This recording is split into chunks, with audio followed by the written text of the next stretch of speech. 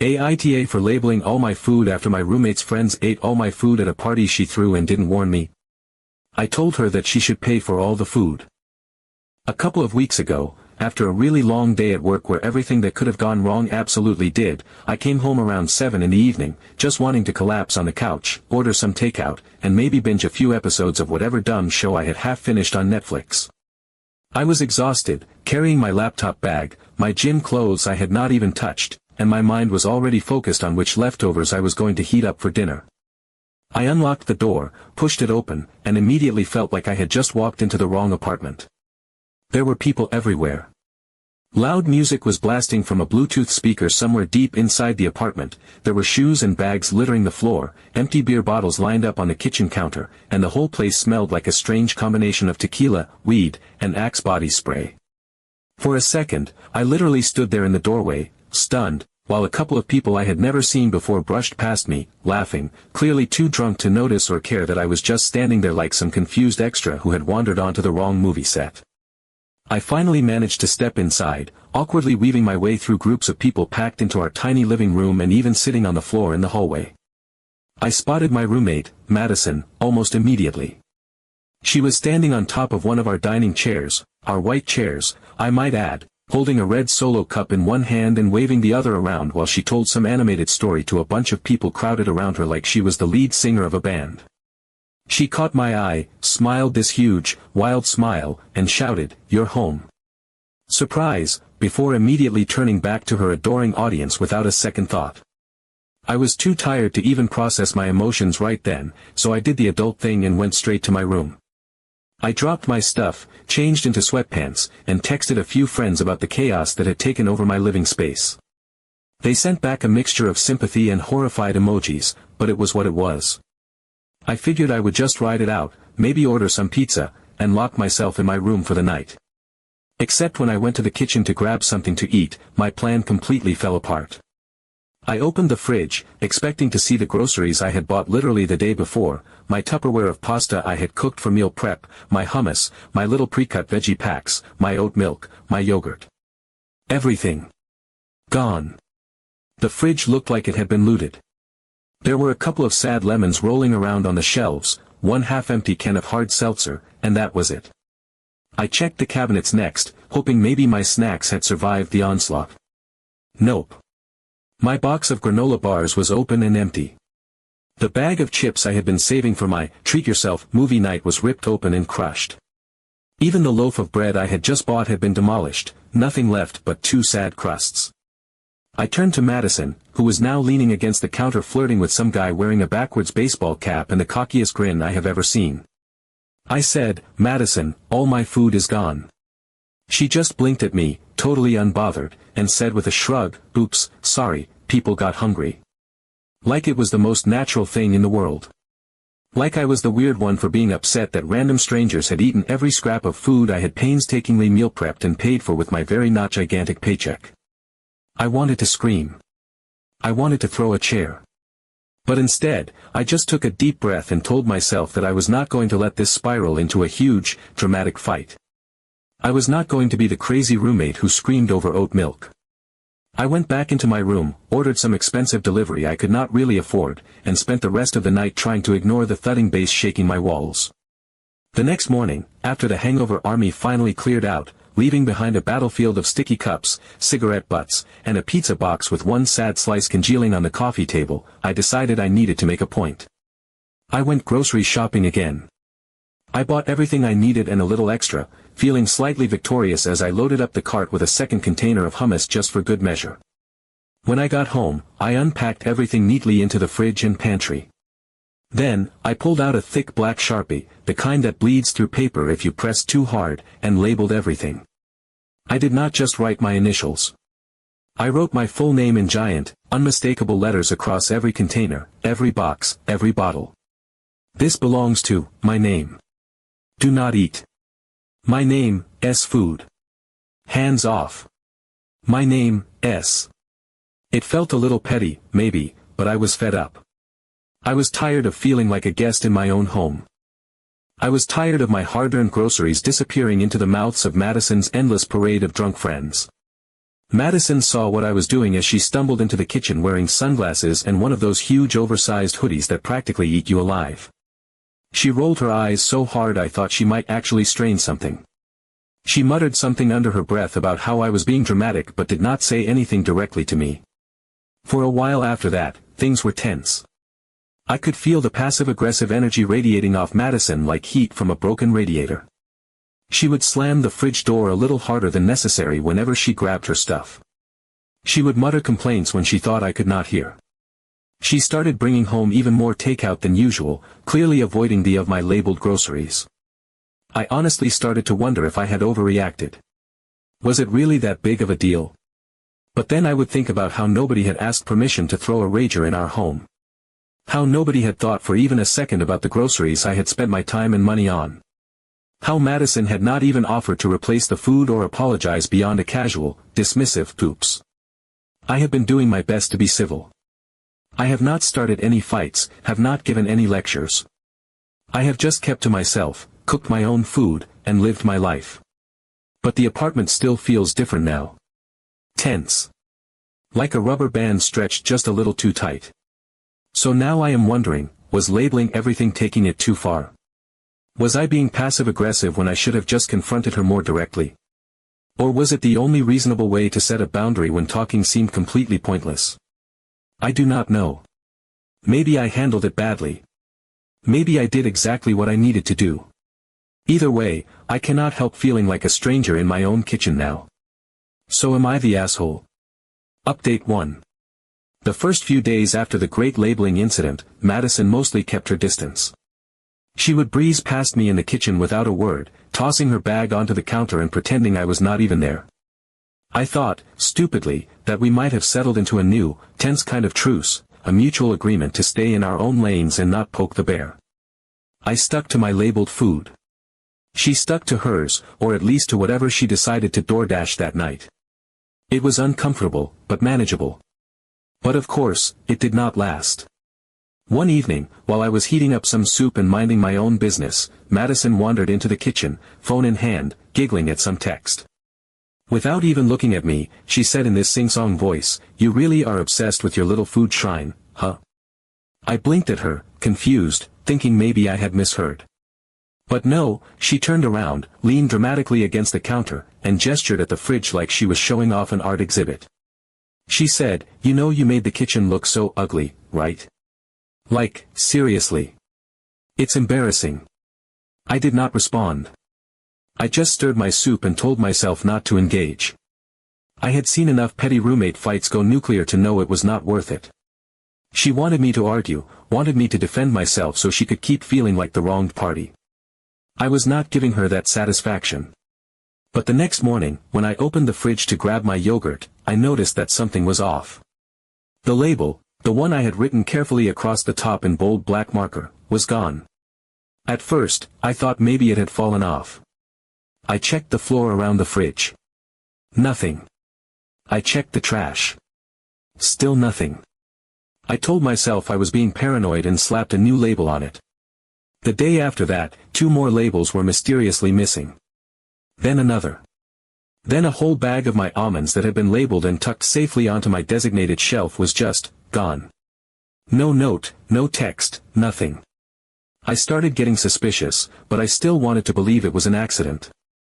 I wanted to believe we were just 2 tired, stressed girls trying to cohabitate without tearing each other's throats out. That illusion shattered about a week later. It was around 10 at night, and I came back from a late shift, totally wiped out and craving the yogurt I had been saving all day. I dumped my bag by the door, kicked off my shoes, and went straight to the kitchen. As I rounded the corner, I stopped dead in my tracks. There, standing with the fridge wide open, was Tyler, one of Madison's regular hanger-ons, the kind of guy who always seemed to show up empty-handed but leave carrying half the fridge. In one hand he was holding my yogurt. In the other, he was slowly and deliberately peeling off the Sharpie label I had stuck to the lid. I must have made some kind of noise because he looked up, grinning like he had just gotten caught TPing a house. He shrugged and said, "If it doesn't have your name on it, it's fair game, right?" Like he was pointing out some hilarious loophole in a contract instead of admitting he was stealing my food right in front of me. Something inside me snapped. It was like all the little frustrations I had been swallowing down, the party, the missing food, the eye rolls, the passive-aggressive digs, the peeled-off labels, all boiled over at once. I did not scream. I did not cry. I just felt this cold, razor-sharp anger settle into my chest. I told Tyler to put the yogurt back, leave, and not come back unless he was invited by me, which, frankly, would be never. He laughed like he thought I was joking, but when I did not so much as twitch a smile, he muttered something under his breath and slunk out, slamming the door on his way. That should have been the end of it, but of course Madison had to escalate. When I confronted her about her friends disrespecting my stuff, she waved me off like I was complaining about a squeaky door. She said I was being dramatic and that, college students share food, that's just how it is. Like we were still in some dorm where stealing someone's ramen noodles was part of the bonding experience, not two adults paying rent for a shared apartment. I pointed out, calmly, because at this point my anger had crystallized into something colder, sharper, that what she and her friends had done was not just rude, it was theft. She rolled her eyes so hard I thought they might actually get stuck that way. She refused to pay me back for anything. Not the pasta. Not the snacks. Not even the oat milk, which I had to special order because I am lactose intolerant and need it for my morning coffee unless I want to spend the rest of the day doubled over in pain. Fine, I thought. If she wanted to play that game, I would play it better. That night, I sat down at the kitchen table with my laptop and a calculator and started making a list. Every item they had eaten. Every container they had finished. Every snack they had swiped. I pulled up my grocery delivery receipts, checked my bank transactions, even did a quick estimate for things like the half-empty jar of peanut butter I had to throw out after finding someone's dirty spoon sticking out of it. I totaled everything up, added a small, very reasonable surcharge for the hassle of replacing everything and dealing with the fallout, and printed it out. It came to a little over $200. I printed it on the brightest piece of paper I could find neon yellow and taped it right in the center of the fridge where nobody could miss it. I wrote, in bold letters across the top, amount due for stolen groceries and detailed every item underneath, line by line. Chips $5, yogurt $2, pasta, $7, half-gallon oat milk $5, granola bars $7, and so on. Then, at the bottom, I wrote in giant, underlined letters pay me or I will find another way. So I wrote up an itemized list, taped it to the fridge, and told her that if she didn't pay up, I'd find another way. Update 2. Things got even messier after I posted the itemized list on the fridge, brighter than the sun and impossible to ignore. I had expected some grumbling, some passive-aggressive silence, maybe even a childish tantrum complete with slammed cabinet doors and exaggerated sighs. What I had not counted on was just how vindictive Madison could get when she felt cornered. She flat out refused to pay. She stood there one afternoon, arms crossed, eyes narrowed, telling me I was being ridiculous, that it was just food, and that I should not have to live with someone so uptight. She said it with this sneer, like I was some uptight old librarian clutching my pearls over a stolen cookie, completely ignoring the fact that it was my groceries they had plundered like pirates raiding a supply ship, and my paycheck they had essentially set on fire. Instead of addressing it like an adult, sitting down to talk things through, Madison decided the mature course of action was to declare full-scale, no-holds-barred war. It started small, almost laughably childish. I would find my neatly labeled containers moved to bizarre places. My almond milk, which I kept on the easy-to-reach top shelf, suddenly found itself jammed into the bottom corner of the fridge, half buried under a precarious mountain of beer cans and takeout containers that smelled like stale pad thai. My box of granola bars, which I had placed carefully in my assigned pantry space, showed up one day stuffed into the drawer that held our mess of mismatched Tupperware lids. I stood there that first time, granola bars in hand, thinking that maybe, just maybe, it was a coincidence. Kitchens get messy. People make mistakes. But it got worse. Much worse. It stopped being about accidents. One night, after a long shift that had already drained the last of my patience, I opened the pantry looking for my almond butter, one of the few luxuries I allowed myself, the kind of thing that made a miserable day feel slightly less miserable, and it was gone. I tore the kitchen apart, growing more frantic with each passing minute, until finally I found it, stuffed deep inside an empty cereal box that had been shoved to the back of the bottom shelf, hidden behind Madison's abandoned, dusty Cheerios. It was like a cruel treasure hunt where the prize was the thing you had already paid for. Another time, rushing out the door late for work, I yanked open the freezer to grab a frozen meal I had carefully labeled days before. Instead of seeing the neat row of meals I had prepped for the week, I found chaos. Every single one of my frozen foods had been moved, jammed behind 3 enormous bags of ice, old mystery meats I did not recognize, and someone's sad, half-eaten pint of freezer-burned ice cream. I had to practically crawl inside the freezer to dig my meals out, my hands going numb from the cold while I cursed under my breath. Even the labels themselves were under siege. Some days I would come home to find half of them missing entirely, peeled off with greasy fingers that left smudges across the containers. Others had been crudely scratched out with what looked like the tip of a key or the edge of a butter knife. A few labels had mocking doodles drawn next to them, little stick figures eating food with devil horns, just in case I dared to believe this was all innocent fun and not a targeted campaign to make me as miserable as possible. It became obvious that Madison and her friends thought the whole situation was hilarious, like my attempts to set basic, adult boundaries were some grand comedy for them to perform. Every trip to the kitchen became a battle. Every meal became an obstacle course. Cooking simple dinner took twice as long because I had to track down ingredients that had been deliberately hidden, moved, or sabotaged. It was exhausting in a way that crept under your skin and lived there, a constant background hum of anger and frustration that made the apartment feel less like a home and more like enemy territory. I realized eventually that confronting Madison again would be pointless. She thrived on the attention, on the drama, on any opportunity to twist the narrative and make me look like the unreasonable one. She wanted me to snap. She wanted to keep poking until I lost my temper so she could claim the moral high ground. She was banking on me getting so tired and drained that I would just roll over and let her win. She underestimated me. That was when I decided to escalate in a way she would never expect. During move-in weekend, months ago when things still felt fresh and full of potential, I had met Madison's mom. A tall, polished woman with immaculate hair and a voice that sounded like it had been trained for formal brunches and charity galas. She had helped Madison set up her room, arranging pillows just so, giving advice about where to hang frames, fussing over kitchen towels. It was obvious even then that she had high expectations. And I remembered something important. Madison had casually mentioned that her mom was footing the bill for her rent until she graduated. It took me less than 5 minutes to find her on Facebook. I spent that night carefully crafting a message. I kept it respectful. No insults, no rants, no emotional language. Just facts. I laid out everything, the surprise party that wrecked our apartment, the food that had disappeared overnight, Madison's complete refusal to replace it, and the increasingly hostile behavior that had turned living with her into a nightmare. I attached the photos I had taken for my own sanity, the peeled-off labels, the hidden almond butter, the itemized list taped proudly to the fridge. I explained that I was not trying to stir up drama or cause trouble, I simply wanted to live somewhere my belongings were respected. I sent the message around midnight, feeling a strange, calm satisfaction settle over me. It was out of my hands now.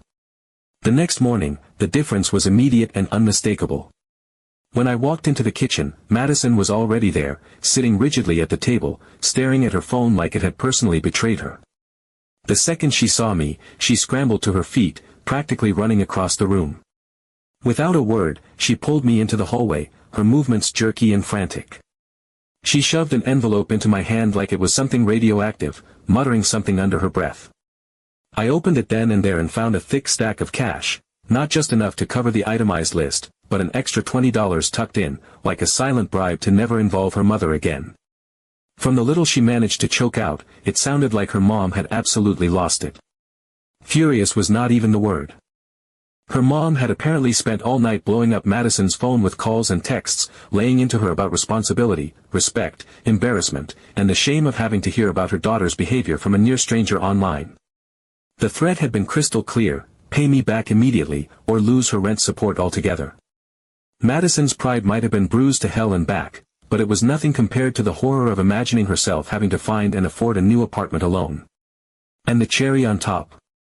A few hours later, while I sat at the kitchen table finally enjoying one of my properly labeled frozen meals without the fear of sabotage, I got 2 Venmo notifications back to back. Tyler, yes, the same Tyler who had once smirked as he peeled my label off in front of me, sent me $30 with the note, for the yogurt LOL. Another one of Madison's freeloading party friends followed right after, sending $20 labeled, party food donation. Even better, a few hours later two of Madison's friends Venmo'd me money too. Update 3. After everything, the sabotage, the cash envelope, the Venmo pings from her freeloading friends, I thought that was where things would end. I figured we would just exist in a state of Cold War until our lease ran out. I never imagined Madison would actually sit down with me and have a real conversation like an adult, but a few nights after everything went down, that was exactly what happened. It was late, and I had just finished cleaning up after dinner. I was sitting at the kitchen table scrolling through my phone when Madison came out of her room, looking awkward and fidgety. I braced myself for another round of passive-aggressive nonsense, but to my surprise, she asked if we could talk. She actually sat down across from me, wringing her hands like someone about to confess to a crime. She said she was sorry.